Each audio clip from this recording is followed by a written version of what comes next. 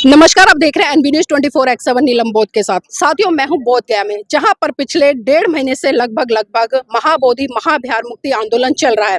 देश के कोने कोने से लोग यहां पर पहुंच रहे हैं, अपना समर्थन दे रहे हैं और कहीं ना कहीं बिहार सरकार भी इसको लेकर अब गंभीर होती नजर आ रही है। और हम देख रहे हैं कि भारत के साथ साथ में विदेशों में भी ये गूंज अब उठने लगी है, ये आवाज उठने लगी है, क्योंकि विदेश से भी यहाँ पर कई लोग आए हैं। उन्होंने अपनी सहमति इस आंदोलन पर जताई है और ये आंदोलन अब गति पकड़ता जा रहा है। इसी कड़ी में मेरे साथ में उत्तर प्रदेश के पूर्व मंत्री आनंद जी है, उनसे जुड़ने का प्रयास करूंगी। आदरणीय जी, आप इस आंदोलन में आए हैं, कल से आए हैं, तो किस तरह से देख रहे हैं? पहले तो थोड़ा सा इस पर प्रकाश डालें, इस आंदोलन को। साधुवाद नीलम जी। पहले तो मैं अपना परिचय दे दूं।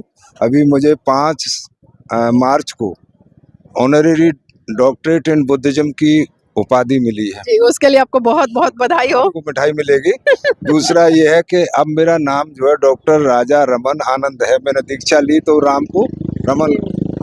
और दूसरा, इस आंदोलन को कैसे देखते हैं, तो मैं जो 2-3 दिन से इधर हूँ, तो मैंने ये समझा कि ये आंदोलन हमारे समाज का मुक्ति आंदोलन बनेगा। हमारे समाज को जो लोग ये समझते थे कि ये कुछ नहीं कर सकता समाज, न ये आंदोलन तो छोड़ो, ये दूसरे दिन ही भाग जाते हैं, इनका ठंडे हो जाते हैं। आज ये 46वां दिन है, तो मैं गारंटी से कह सकता हूँ, मुझे अनुभव है इस बात का, कि हमारे विरोधियों को एहसास हो गया होगा कि ये आंदोलन भी कर सकते हैं, संघर्ष भी कर सकते हैं और जीत के भी दिखा सकते हैं। ये पहले उनको गलतफहमी थी।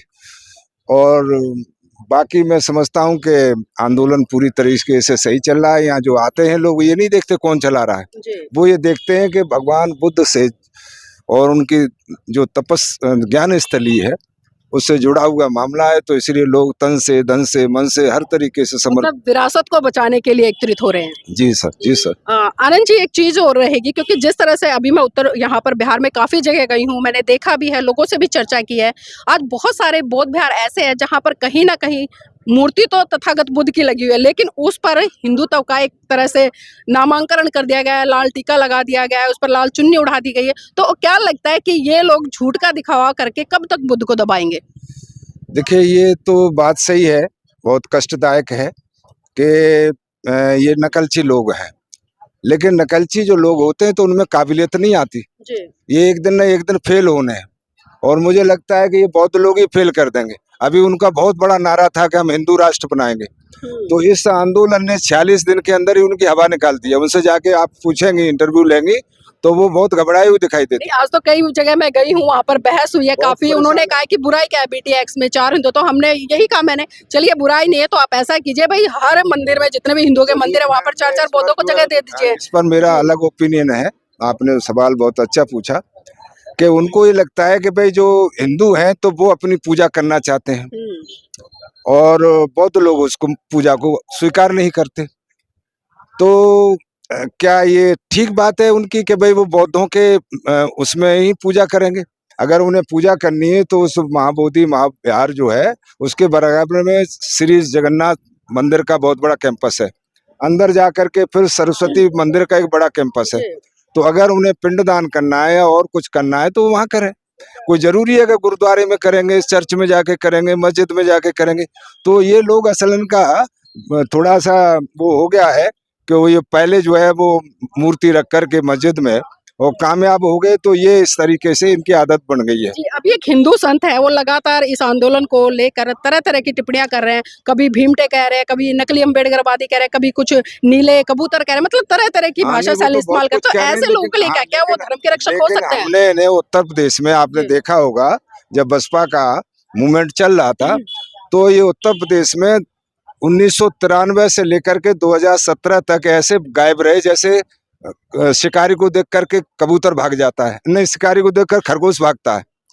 खरगोश को देखा होगा, जब शिकारी आता है तो ऐसी ही दौड़ लगाता है, दिखाई नहीं देता। तो ये वहां से काफी दिनों तक गायब रहे।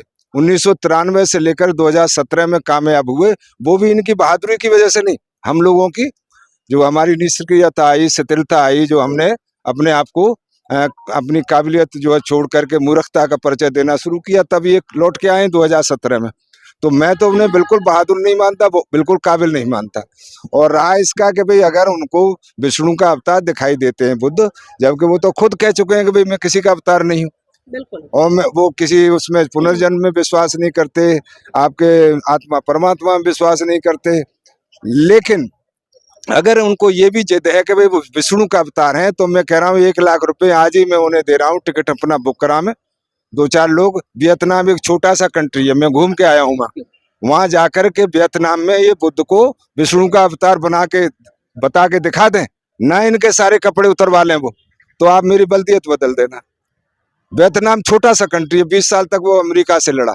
वैसे बहादुर लोग हैं, मैं देख के आया, मतलब वहाँ कोई भिखारी नहीं मिलेगा आपको।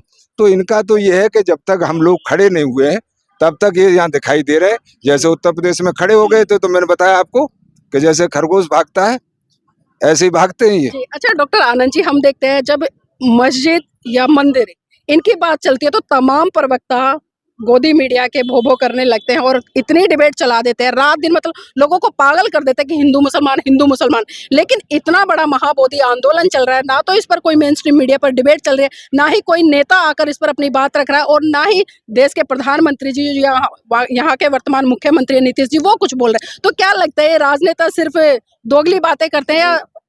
आपकी बात बिल्कुल सही है, मैं समर्थन करता हूँ।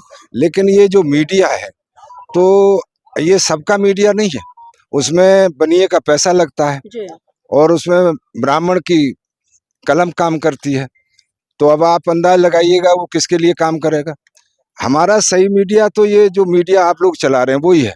लोगों को प्रस्ताव पास कर देना चाहिए कि हमें उनके मीडिया की एक भी बात को न सुनना है और न उनसे कुछ कहना है, क्योंकि वो लोग कभी भी हमें या तो ब्लैकआउट करेंगे या फिर ब्लैकमेल करेंगे।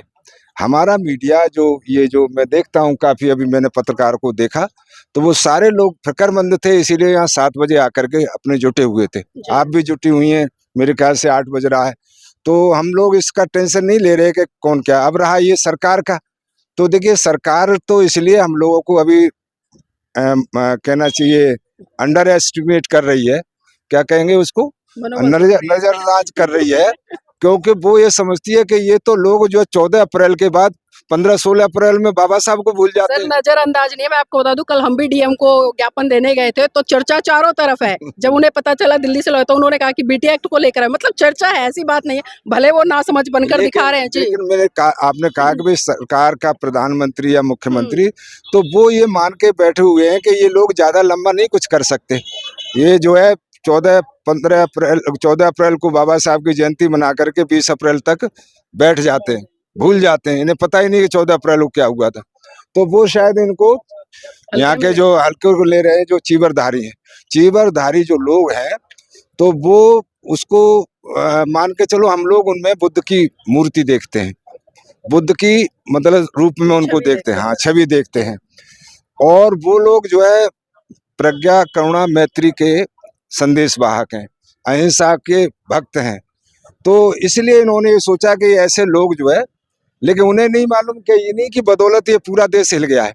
जो मतलब यहाँ जो भिक्खु लोग बैठे हुए उन्हीं की वजह से तो देश हिला। जी डॉक्टर आनंद जी, जाते जाते एक आखिरी सवाल लेना चाहूंगी, इस आंदोलन में आपकी पूरी टीम किस तरह से अपनी भूमिका निभाएगी? हम लोगों ने देखिएगा, हमारे संस्थापक जी धर्म प्रकाश भारती जी हैं, राष्ट्रीय बौद्ध महासभा में भी 2 सितंबर 2017 से मैं गैर राजनीतिक काम कर रहा हूँ, राजनीतिक काम नहीं करता, और यही काम कर रहा हूँ। और मैंने आगे के लिए ये कमिटमेंट भी किया हुआ है कि मैं अब धर्म का ही काम करूँगा, समाज का काम करूँगा, शिक्षा के क्षेत्र में काम करूँगा।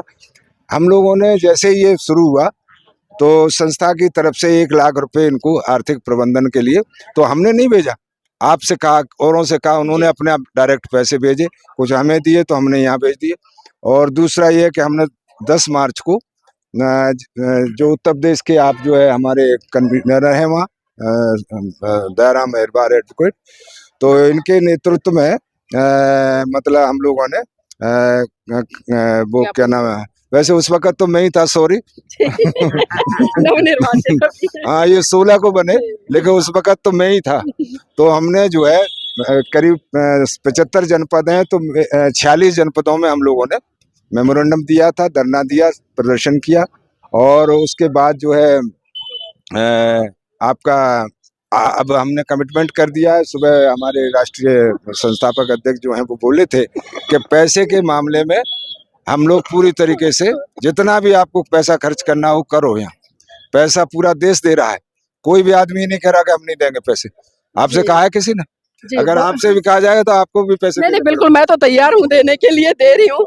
तो बहुत बहुत साधुवाद पूरी टीम का। और अभी नवनिर्वाचित हमारे बीच में कुछ पदाधिकारी भी है, उनको भी हम मंगल कामनाएं देते हैं और उम्मीद करते हैं कि जो ये भारत में आंदोलन छिड़ा है ये विश्व स्तर पर इतनी तेज गति पकड़े ताकि जो बीटी एक्ट है वो तुरंत रद्द हो और लोगों को न्याय मिले और जो बौद्ध विरासत है वो बौद्धों के हवाले आए और फिर से वो माहौल भारत में देखने को मिले जो बुद्ध के समय में था, सम्राट अशोक के समय में था। तो साथियों, मैं चाहूंगी आप इस वीडियो को लाइक करें, शेयर करें और कमेंट करना बिल्कुल भी ना भूलें। और जिसने अब तक चैनल को सब्सक्राइब नहीं किया है तो चैनल को सब्सक्राइब जरूर कर लें।